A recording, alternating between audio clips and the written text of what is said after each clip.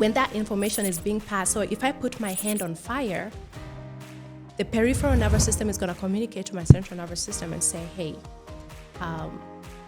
you're exposed to fire. It's a very safe work environment. But then every time someone says something that touches on lack, did you not just get coffee for us because you didn't want to? That person didn't mean like you were being mean. They were like, oh, you forgot about me. Anxious attachment style is that they want, like you say, they seek validation all the time. So they may come off as unsure. The thing with avoidance, though, is that in the market space, it's hard to detect that because they show up. They are the performers. Yeah. You know, for them, they don't believe things just happen. What sort of practical ways can we notice this? Or even if it's myself or someone that's listening, how can they identify with one and not the other so that now they can realize they need to take action? The first time you think a thought and you affirm it, and probably it's contrary to what you're used to. Contrary means that place was grass. Yeah. Because it was never in your thought process. Yeah. So it's like raw, right? And then now you use it the first time, use it the second time. The more you're using it, you're making a path out of it. Yeah.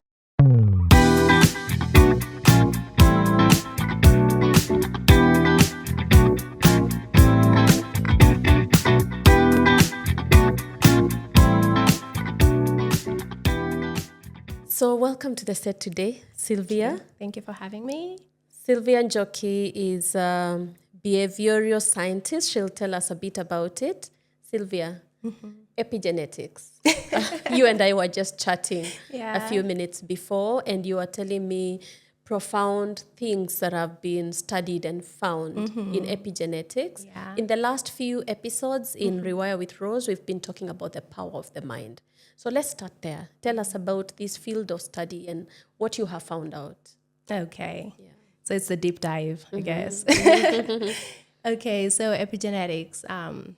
I was doing a study and, jumped into this study because neuroscience is my field, right? And so I was studying about curses. And I wanted to get the understanding of what we call curses.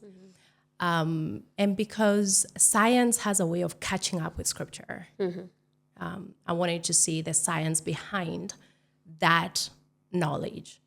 And so there's this neuroscientist in the US, her name is Bianca. And Bianca, what she did is she wanted to study and see what is the cause of trauma and how trauma is transgenerational.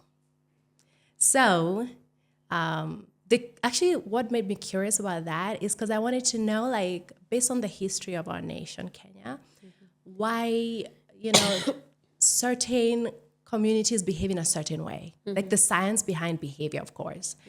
And so she did this wonderful study on mice. And she had a bunch of mice. She removed them from their comfortable environment, and then she put them in a space where they were exposed to the smell of almond, the nut. And then the way they did it, the mice actually interpreted that as fear. So every time they could smell it, they would smell like their brain would say fear, fear, fear. So what happened is, what was interesting, they pulled them out of that, they put them back in their habitation. Then these mice get offsprings. And then prior to them getting their offsprings, when these mice were exposed to that smell, the neurons that formed in the nose was a neuron that was receptive, of course, to the almond. Their offspring who were never exposed to the smell of almond had those cells. Cells that, do not make sense technically from a point of you were never exposed to that environment. So question is, like, what are the environments and like the experiences our forefathers went through that we are recipients of? Yeah. So with further study from that, of course, now they notice that the egg and the sperm have information. So when they come together, they already come with information. And so that information is in your DNA. Wow. And so you wonder why you're having a certain repetitive issue that doesn't make like psychological sense from a point of I was never exposed to that trauma. Like, why am I responding like someone who's gone through that? Yeah. It's because the information is already there. It's already in your DNA. So question is, how then do you rewire that? How do you get it out of your system? Yeah. Now that gets us to the nervous system. Yeah. And when we talk about the nervous system, we're talking about two parts. We're talking about the central nervous system, which is your brain, and your spinal cord. And then we're talking about like the peripheral nervous system, which is like the neurons in the rest of your body. Yeah. So that connects us right back to the brain. Okay. And in the last few episodes, we've been talking about the brain. Right. And we've been talking about the conscious and the subconscious mind. We've been zeroing in on the power of the subconscious mind, that part of our mind that, we are not aware, but we have patterns that are stored in there from childhood. Right. So we've been looking at how do you recognize those patterns in the way you show up, either at work, at business, at life generally. And how sometimes you will react a certain way and you think it's your choice or you think it's, it's you, but actually it's not. So something that we have, an example has been how you find leaders not being sure of themselves, even though everybody around them tells them how amazing they are. So you've brought up an interesting subject in addition to that. And what you've brought up is that some of it is genetic, it's circumstances around us. So let's go a bit deeper to that. So for example, if you grow up in an environment where you have lack, you don't have enough resources, maybe you have many siblings or you don't have enough generally in your family. How does that affect your genetics? And how does it affect how you will end up showing up in the workplace or in the business space? So that connects us to something I'm very passionate about, which is attachment styles. So the formative years, whatever we are predisposed to, really affects how we show up in the adult life. So case scenario, what you said. So this particular person, let's say, grew up in a homestead where there was lack, of which we can actually go to what lack is, but I don't want to. I don't want to drift away. Yeah. But so they're exposed to that environment, and so how do they receive information? Because remember, we talked about the nervous system, and the nervous system, as I said earlier, is made up of the central nervous system and the peripheral nervous system. Now, the peripheral nervous system is like the wiring, let's say, like you see the way there are wires here, they are passing information, right? And then your central nervous system is like the security unit, the control security unit. Let's use that analogy, right? And so when that information is being passed, so if I put my hand on fire, the peripheral nervous system is going to communicate to my central nervous system and say, hey, you're exposed to fire. And then the brain, which is the decision maker, is going to communicate and say, pull out your hand. So now use that same analogy to you're predisposed to like lack. And so every time there's an indication of lack, because the brain cannot tell physical pain from emotional pain. It translates pain as pain. You cannot tell them apart.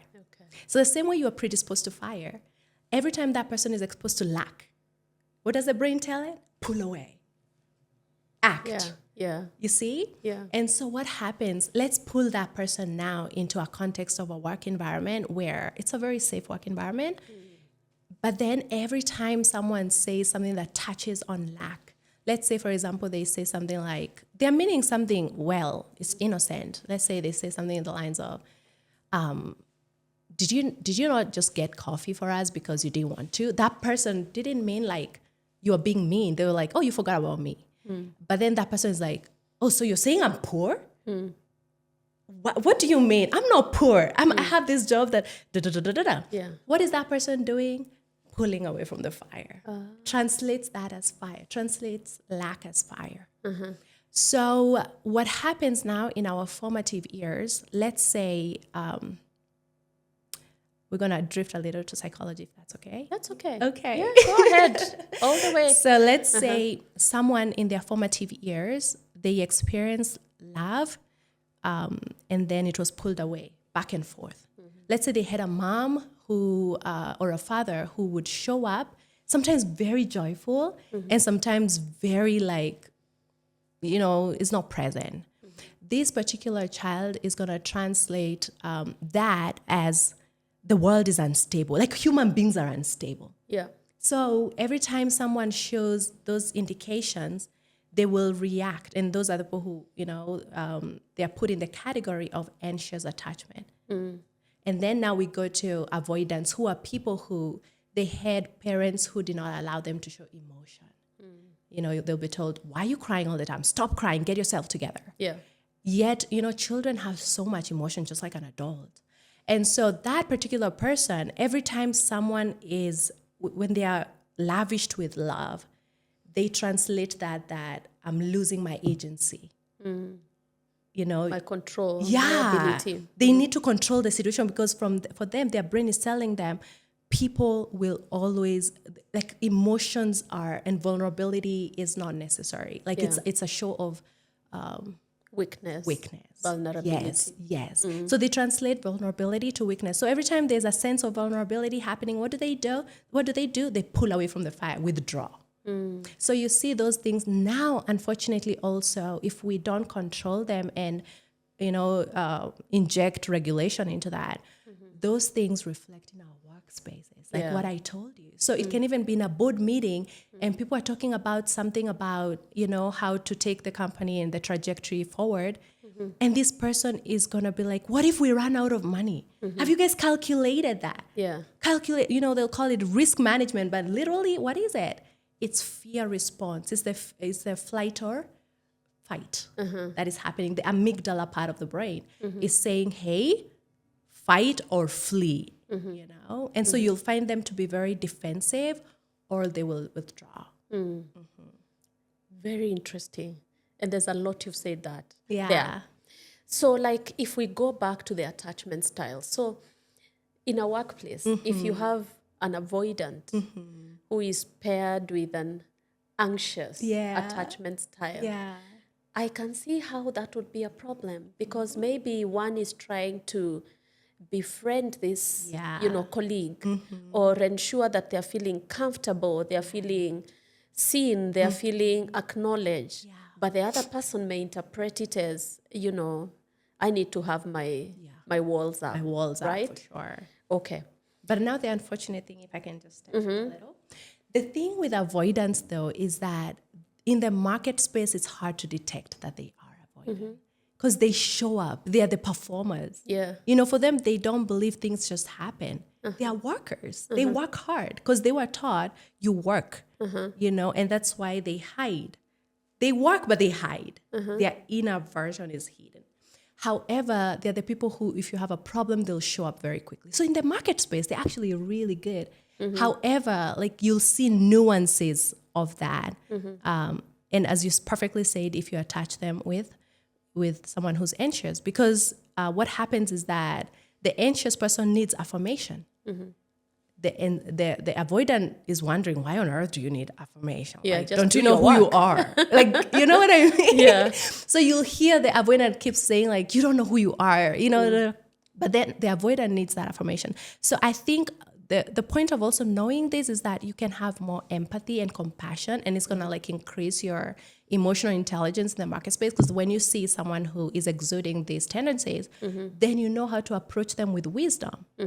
Right? As opposed to judging, you navigate that space with wisdom. Yeah. And so also understanding now I'm going to talk to the avoidance because I think it's necessary. Yeah.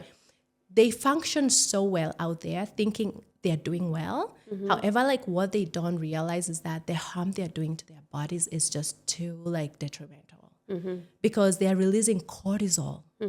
And cortisol, what happens when the limbic system part of your brain senses stress. Remember, avoidants are almost chronically stressed. Yeah. Because they stay vigilant constantly, even though you don't see it.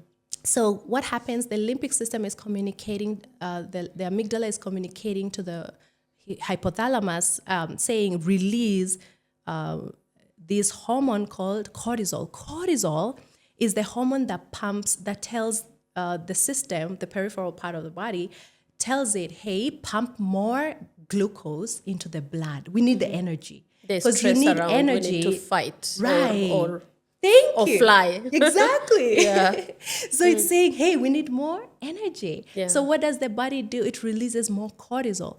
And so your body is having a lot of glucose to the point. And if one is not careful, what happens? Type 2 diabetes happens because now parts of your body become insulin resistant because it's just constant of that. Yeah. So unfortunately, those people, if they're not careful, they don't live long because their body already is wearing out too fast. You know, the memory part of the brain is also shrinking because of the cortisol level being high all the time. So I'm just not saying this to inject fear. I'm just saying this so that people who are avoidants, they realize that, hey, it works, but it's doing so much harm to you. So listen to this part of how do you rewire that? Yeah. How do you work on that? Yeah. Very critical points you've brought there. So maybe just to our audience who's not necessarily doesn't know all those terms, cortisol is a stress hormone, yes, right? It is. So if we can deep dive onto the attachment styles. So you've talked a bit about the avoidant and you've given some characteristics. How can we tell team members, maybe just go a little more on that, how can we tell team members or leaders who are either avoidant or anxious? How can we, what sort of practical ways can we notice this? Or even if it's myself or someone that's listening, how can they identify with one and not the other so that now they can realize they need to take action? That's a big And you've said some of the things already. Right. Yeah. Sorry, excuse me. So one of the things they can pick on, let's start with the easiest one, which is the avoidant. One of the things you'll notice about avoidance, they can come off as being non-empathetic. They are very keen on numbers and they can sometimes they can hide under like type A, but type A doesn't mean like you are an avoidant, but sometimes they can slide into that category so perfectly. So they like perfectionism. Yeah. They, when you don't get work done, like they'll look at you in shock. So that empathy, like that part of their empathy has been so suppressed that literally they have to work so hard to activate. So that's one of the ways you'll be able to notice. Another way you'll notice is that they don't show emotion as much. Like you'll never know when they're happy or sad. Yeah. You know? It's a person who you never know what's there. You cannot tell. Yeah. And then now let's cross over to the anxious. Overdrive maybe? Overdrive. Workaholism. Yes. Being like the kind that just drives people all the time. Like it's doing. All the time. There is no slow time. Yeah. So you exactly, perfectly said. And now with the anxious is that they need a lot of, like you'll notice that they're always in need of validation. Yeah. Like they can't move to the next process without getting a certain number of validations. So now for them, that works against them because what if the person you're going for validation for is not someone for you? Yeah. And you're not progressing. So that constant, you can stay in the same level for so long just because you need validation to go. So that's how you'll pick. Another thing you'll pick so easily is that they get attached to things quite and they attach even to if a colleague leaves, something like that, they will really feel like you'll notice they'll hurt, deeply hurt. So that's how you'll notice that. So they're the opposite. They are real empaths. They're this total opposite of the avoidance. Yeah. And surprisingly, that's why they tend to attract each other. Yeah. Yeah, because one is full of empathy. Feeding off each other. Exactly. Okay. And then, of course, we have the secure one. The secure one is just... you'll notice because if something doesn't work, it doesn't work. They pull out easy. They don't, they don't mind pulling out. However, also they'll attach healthily, which is quite opposite from like the avoidant. Yeah. And they will not personalize things. No. You know. So another thing that I see with avoidance is that, no, with anxious attachment style, is that they want, like you said, they seek validation all the time. So they may come off as unsure, you know, or they may come off as self-doubting, or sometimes they will think it's imposter syndrome, but maybe it's not. It's just that they want to be affirmed all the time, or to be told, well done, to, you know, kudos. And when they don't get their kudos, they're upset or sad about it. Yeah. They'll even say that person doesn't like me. I work so hard, they don't like me, because the person actually work is for them, but the person never affirms. Especially if they're working for an avoidant who sometimes will never give those affirmations. Yeah. They'll feel like that person doesn't like me. Could it be that your manager actually really likes you, but you don't know because for you it's an unhealthy need? Yeah. Okay. Yeah, I see. Could be. I mean, it's the society, and I think all of us fall into those attachment styles. So if we can talk about how identity features in all this, how does self-identity feature? How do you, once you know which is your attachment style, how do you use what you know to work on your identity, to become better and to move towards a secure attachment if you are either an anxious attachment style or avoidant attachment style? I guess one of the things that we start from, that's not your identity.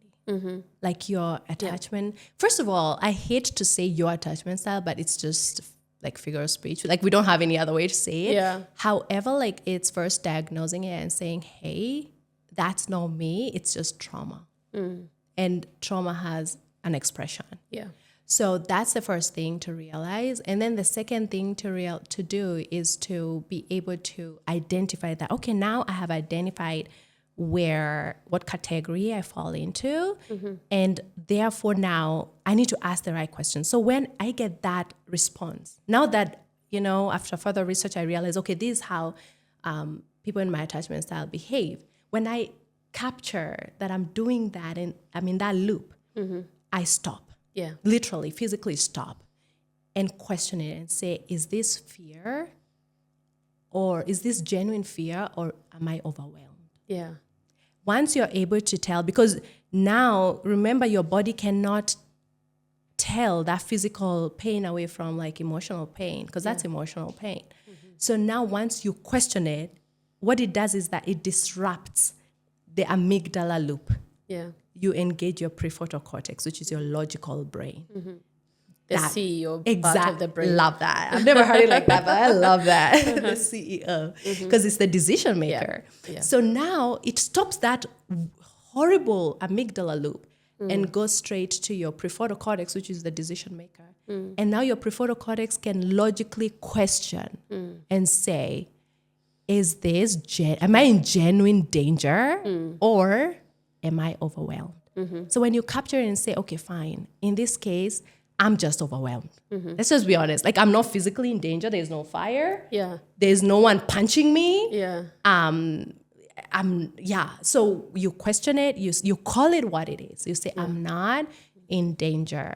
So what is it? So now I act different. I give it a different route, because that is it's gonna create new neuroplasticity, right? So now you tell it, no, I'm not in danger. So as much as I'm feeling like this person is not for me, actually this person is for me. And so you act different. You say, actually, you appreciate that person. You say, I'm so happy, like you keep giving me opportunities. You act different from what your emotions are telling you. Yeah. Because now you've identified that I'm not in danger. Yeah. I'm just overwhelmed. Yeah. You do contrary. Now your brain is gonna notice, it's gonna create a new pathway. Yeah. What is that? Yeah. Then the next time you do it, Then the third time you do it. And if you do that for 21 days and then, all the way to 66 days, it's gonna affirm that this is our new habit. Yeah. And so that's how you rewire that. Yeah. Okay. Yeah. And that's why we do Rewire. And that's why you do Rewire. With Rose. So thank you. Line. Thank you for taking it on that path. Let's unpack it a bit for our audience that is not very Okay. neuroscience. Okay. So the different parts of the brain. Yeah. You know, you talked about the amygdala, which is the fear of light. Yes. You talked about the prefrontal cortex, which is the CEO, the analytical, the decision maker part of the brain. Yeah. Can you explain a bit more about neuroplasticity as a concept? What it's about to a layman, Right. you know, because this podcast is about rewiring. It's about creating new neural pathways, and I would like the audience to really get, you know, what that is about. Okay. Yeah. Okay. So neuroplasticity. So think of it like a highway. Let's use an analogy. Yeah. Think of it like there was no road here. So people start using what we call panya routes, those thin routes. So people start stepping on that route, right? Yeah. What happens? There's a formation of a road, Yeah. right? It can be narrow, Yeah. but it can be used, you know? Yeah. And the more you use it, that perpetual use of it, it continues expanding it. Because now if we end up being like 5 people using it at the same time, that means, you know, the vegetation is going to die off and we're going to have a path. Now, let's say a decision maker who is able to make a road comes in and says, okay, fine, technically, a lot of people are using this route. So confirms that it needs to be a well-defined road. So what do? They come and make a highway. That is neuroplasticity in layman's language. Yeah. So what happens is that the first time you think a thought and you affirm it, and probably it's contrary to what you're used to. Contrary means that place was grass everywhere.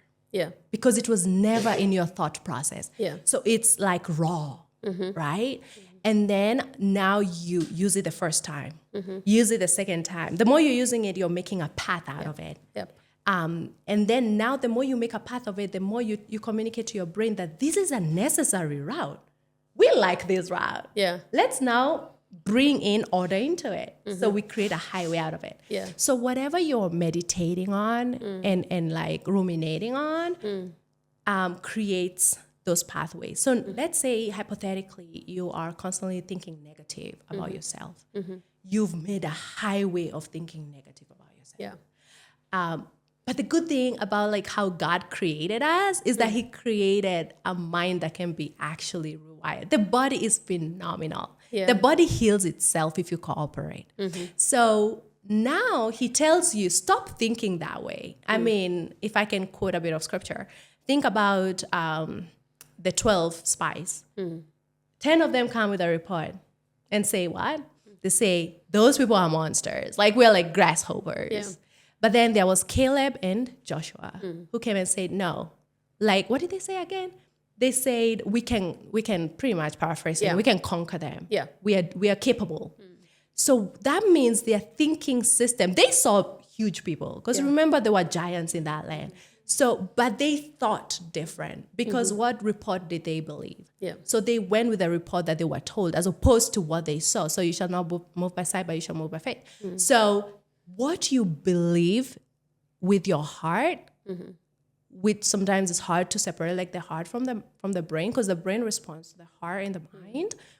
What you believe with your heart then becomes your reality because you formed neural pathways for it. Yeah. So I'll just encourage someone and say, you know what? If you've noticed that I'm self-sabotaging primarily from the way that I self-judge, that means, hey, I need to have a meeting and let's now define who I am using the right script. Yeah. And then now you're going to form neural pathways. And then those old pathways that you had formed that now you've neglected and called them, you know, they're not working for you. Guess what? If you don't use a road for a long time, bush sprouts out. Yep. And it's no longer a road. Right. If you go back there a couple of years ago, you won't be able to tell. Sometimes you go to some place and you're told, you can only tell that it was a shamba because you can see some trees. Exactly. You know, but you can't tell that it was actually a shamba. I love the analogy that you've used for neuroplasticity. I think what we are saying, what we're telling the audience is that you don't have to be stuck. Even if you find that you're an avoidant or you have an anxious attachment style Or if you find, like we've been talking about the subconscious mind and belief patterns that were established when you were a child. And I think it's the same, it's using different words and different language. If you find there's a pattern, if you identify it, then you can take action. Exactly. One of the things we've been talking about in previous episodes is how you will find people who will not want to speak in meetings. They already know what they need to say. They know for sure because their mind is telling them this is what you need to say because the mind has been storing. It's when we talk about experience, when we say you have 10 years experience or 20 years experience, we're really talking about the things you've stored in your mind, right? So you get into a situation where with your 20 years of work experience, with many, examples that you can show that tell you that this is the correct decision, you fail to speak up because you're afraid, how will I be judged? What will people think about me? Is this the right thing to say? How come other people are quiet and I'm the only one who is, thinking that I should say this? But what I'm hearing you say is that as soon as you recognize that, you should stop yourself in your tracks and then just speak anyway. Yeah. Just do it anyway. And then as you do it enough times, 21 days, as you said, and as science has taught us, you find there's a new neural pattern. And before you know it, you can't recognize yourself, right? 100%. I love that. Yeah. I want us to go back to the concept we began talking about, epigenetics. Yeah. And you said, your circumstances, your environment, your physical environment defines the genetics. Yeah. So it makes me think that maybe, you see how we say certain people from certain geographies are like this, You know where I'm going with this? I know exactly where you're going. Yeah. We will say Kikuyus are business people. They're aggressive. They will walk over you, things like those. We will say Kambas are timid. They are peace at all costs. They will never push boundaries much. And I'm thinking as you say that it's epigenetics. It is epigenetics. Right? And that's why I'm so interested. That's why I said that was the initial thing that made me want to dive into epigenetics. Yeah. Because I was like, how is it that communities, they build a culture around a certain phenomena? Yeah. So in that context, let me use the Kikuyus because that's my tribe. Yeah. I will say that. That's why I used Kikuyu. I know, Kamba, and because I'm Kamba as noticed. well. I noticed. So when you look at the time of Mau Mau, so I'll give a personal example. My grandfather, one of his brothers who went into war, never came back. They don't know how he died. Yeah. He just never came back. Oh, that's so it's so sad. So what was the wife forced to do? The wife was forced to be the mom and the dad, the provider, the nurturer. Yeah. Right? And now it brings in the concept of how they say, for example, Kikuyu women will even, step on a man, like they are more domineering, That is epigenetics, right? Especially like Kikuyus from Nyeri, they are known for that. Because that time, a lot of the men there died.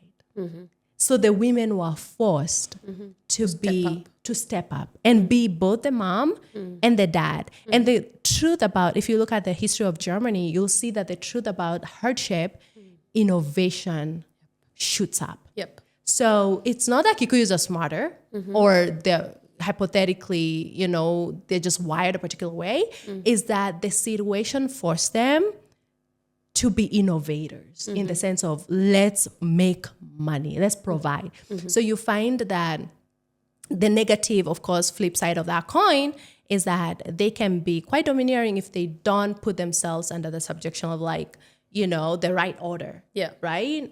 But then they're also very productive. They will literally work so hard, twice as hard sometimes, just to provide. Even when they have maybe they come from a family that has providence, you'll find they'll still push hard. Yeah. And you wonder why.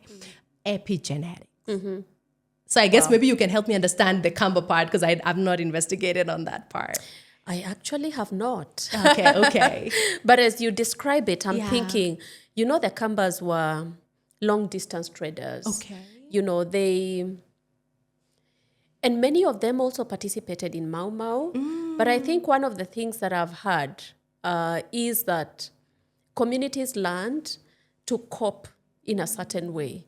That if you wanted to get by, you needed to be aligned with the ruling, the ruling faction. You needed to be in good books with the white man and all that. So that could have perpetuated that. I can see. Makes sense. But when I'm thinking about the communities like the Kalenjins and the Maasai that have people will say that they are warring tribes. In fact, I've heard that term used, and I can see it coming from having to defend their cattle, having to And defend Somalis their too. boundaries, and Somalis too, having to defend who they were as a people, and having to defend their property. Yeah. So that translates into this. isn't it? So now taking it to the marketplace, how can we make epigenetics work for us? And how can we recognize the patterns that are established because of epigenetics? And what is the counter narrative? So I think one of the things is that you need feedback. Because remember, you don't know your blind spots. Yeah. That's why they're blind spots. Yeah. So I remember, I think it was in 2019, I noticed that I had limitations, and those limitations were beyond me. So I got a life coach, and my life coach, and I made sure I intentionally got a life coach from a totally different culture. So my life coach was from Chicago, and he could hear me from a neutral perspective. Because I felt like if I do get a Kenyan, like, he'll probably like, but you guys are like that. Yeah. I didn't want that. So this particular person I walked a journey with for like 6 weeks. And I remember one of the things he diagnosed was that there is self-limiting belief. And where is that coming from? And then there was this, I want to just call it what it is. It was like a fear of getting there at the pedestal and then not being satisfied. Fear of success. Fear of success. I don't even know if it's fear of success per se, but like it was fear of who I become when success comes. And so when I was able to diagnose that, then it forced me then to look into where was that fear coming from, and so I was able to face it head on and start, as we said earlier, like forming new neural pathways and start affirming myself and saying, no, Sylvia, like you, and start speaking truth into my life, literally, physically. Because what is meditation? Like, there's a reason why you have to speak it, because you need to hear it. It's not internal. Yeah. Like, oh, I'm having an internal conversation. No, like your physical ears, like literally need to hear that truth. And that's why sometimes, like when I'm having conversations with people, I don't know if there are people out there who are like me, when you're processing information, you find you process better when you're having conversations. Yeah. As opposed to when you're having alone time. And there are people who are better at alone time. I do a lot of self-reflection when I'm talking with people. And that's when I realize I'm not talking enough to myself. Yeah. So the ear gate, anywho. So did I answer your question? I lost track. Yeah, I want you to, you did. Yeah. But I want you to perhaps rephrase it Yeah. by talking about what are the practical things you did, like when you had this conversation with your life coach. So when you talk about meditation, like practically what is it? Is it, sitting with your Bible? Is it taking a journal? Is it, and the conversations, you said you had more conversations with people. Did you like structure and have a sequence of like meetings with people that are, deliberate? I want to say I was, it was a happy accident that I had people around me who were so self-assured. And I had a diverse range of friends who were very open with me. And so I was vulnerable with them. And I told them, every time you catch me doing ABC. Like, I need you to call me out, of course, in a loving way, but call me out. So I give them permission to. Yeah. So what happened is that they started telling me, hey, pause, you did it right there, right there.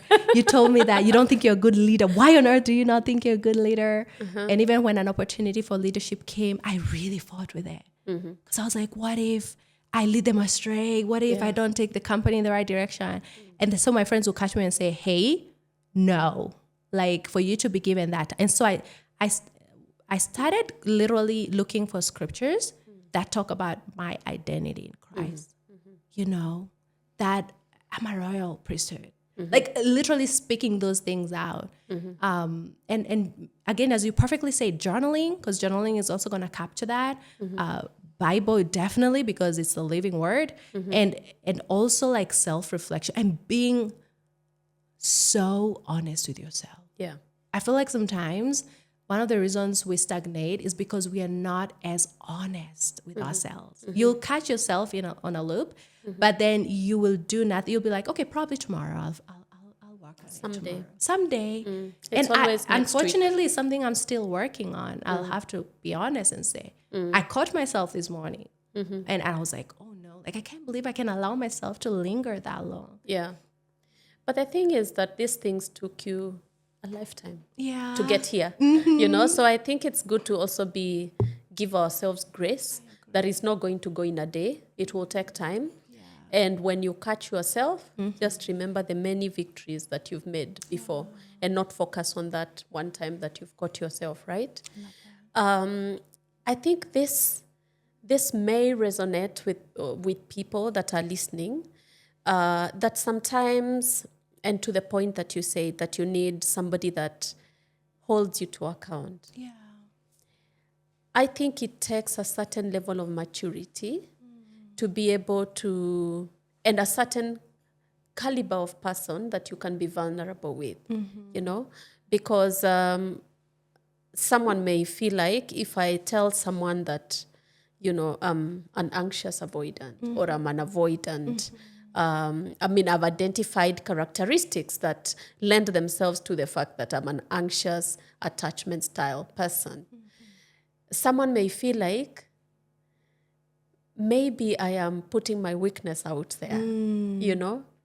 So would you recommend that someone, either group of people that are holding you to account, your accountability partner, would you recommend that it's people that you can trust, people that you know have got your back, and not necessarily going to every Tom, Dick, and Harry? Of course. And telling them your personal life. They'll use it against you. Right? 100. No, I fully agree with that. That's where wisdom kicks in. Yeah. Where now you have to check around you and be like, who's for me?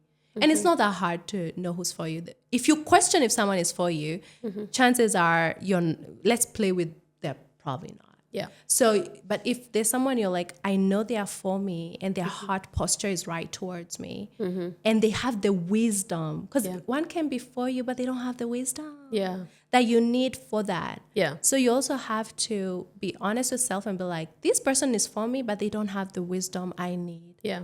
However, there's another person who is for me, but they have the wisdom. And unfortunately, at times we may be like, okay, oopsie, like no one around me fits that criteria. And so that means you need to now be intentional about like the friends you form around you. Yeah. Because again, it's intentionality.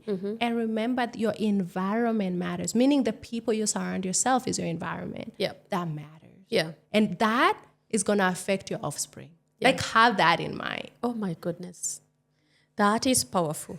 That the people around you are going to affect your offspring. Yeah. And not just your offspring, but your generation. Because you're passing that gene across to the next generation, right? I think it's the statement that is, I can't remember who it is that said that you're the sum total of the 5 people that you spend the most time with. 100. So you become the sum total of those people. But your children, your children's children, and your generations as well, right? And that's a stronghold. Yeah. And sometimes we call them curses, but then it's not. It's just science, right? Yeah. Okay. I want us to touch briefly as we conclude about the experience that you've had with different cultures, different organizations. I know you have lived in China, for example, for many years, and you've worked with international organizations. What have you seen that sets apart communities like those? Like China is very progressive in many ways. It's, it has its issues, I must say, from a personal perspective. Yeah. But it's progressive in many ways. When you look at innovation, when you look at growth in the GDP, when you look at how, where the country is today vis-a-vis where it was 50 years ago, like it's night and day. What are some things that you are able to pick within that culture that you think contributes to the culture being that progressive, even just zeroing in on the things that we have discussed? Yeah. Okay. So you want me to use China as an example? Okay. So let's look at the history of China. There's a time they had a leader who wanted to just put everyone in one box, in the sense of did not want classes. And if you look at, for example, the culture and the history of a place like the UK, class happens even in schools and whatever. So they wanted to kill that off. And they wanted to have a place where there is uniformity. And what now happened is that I'm trying to say it in a nice way. Say it as it comes. Okay, so what happened now, it came to a point where they became so good at being given a blueprint and duplicating it, right? And so when we think of China, what do we think of? Right? Because they were told, you're all in one group. So what happens? You put innovators, creatives, everybody, you put them in one box. But now what is so beautiful and changing about China is that generation, of course, passed on that mentality to the next generation, which now it worked in their favor from a point of manufacturing. Because in manufacturing, you need to make something exactly how it's supposed to be. Yeah. And until today, I've noticed with my Chinese clients, like when you propose an idea, they're like, do not change anything. Just follow, even if I don't need new ideas, like just exactly how it is. Yeah. But now what's happening though with the new generation of Chinese people is because they're like the fourth generation, which I could always connect that to the scriptures, but I won't in this case. But the fifth generation is thinking different. They're breaking out of that. Because I had a client who the son, they have a company here in Kenya, and the son was telling me, I'll do things totally different from my father. So they have a big factory here, and it's like, I don't agree with this. Yeah. I don't agree with that. There's like literally creativity is like on a 20%. These are the kind of signboards I'll put and totally different mindset. But that generation now has been exposed to creativity. And because think about China, the previous generation was only allowed to have one child, right? Yeah. So all the wealth coming from both grandparents are going to one child. Yeah. All the wealth from the parents are going to one child. So now they came up with a generation that this generation has resources to explore. Yeah. And so that's the generation we have right now of Chinese. And that's why now we are entering into a season where Chinese are big players in AI. Yep. Because the generation that is creating is a generation that has been filtered out of that mindset of duplicating.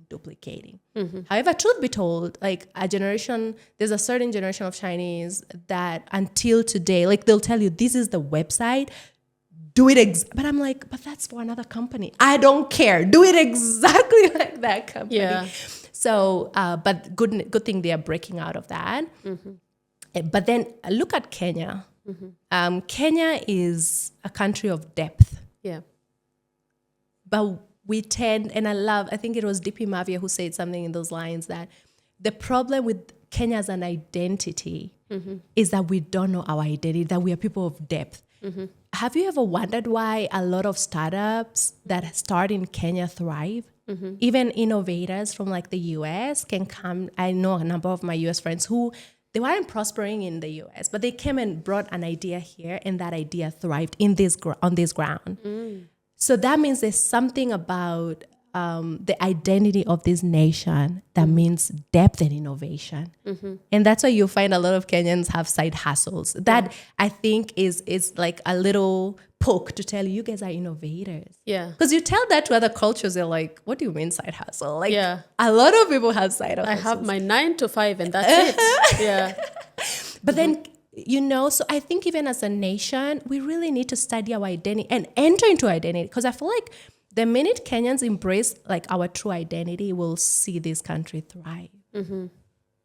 I love that. And that deserves another episode. So thank you very much, Sylvia. I've learned a lot personally from this conversation. We will definitely have a follow-up conversation so we can talk about many other things I wanted us to talk about that we didn't have time for. Thank you. So for those that are watching us, thank you for watching. Do connect with us on our socials. All of them are Rewire with Rose. Comment. Let us know if you have any questions that you'd like our guests like Sylvia to answer. And let us know if there's any content you'd like us to be talking about going forward. Thank you.